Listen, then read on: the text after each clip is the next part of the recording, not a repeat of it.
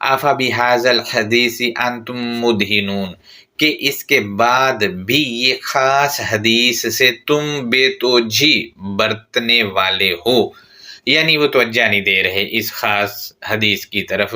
اور 82 میں ہے کہ وَتَجْعَلُونَ رِزْقَكُمْ أَنَّكُمْ تُكَذِّبُونَ، اور تم اپنا رزق بناتے ہو کہ بے شک تم جھٹلاتے ہو، یعنی الحدیث کو رزق بنانا ہے اپنا، یا پھر کہا جا رہا ہے کہ تم جھٹلاتے ہو۔ اگر تم جھٹلا دو گے تو الحدیث رزق نہیں بنے گی، اگر اپنا لیتے ہو تو یہ آپ کے لیے رزق ہے، یعنی زندگی گزارنے کا سامان ہے۔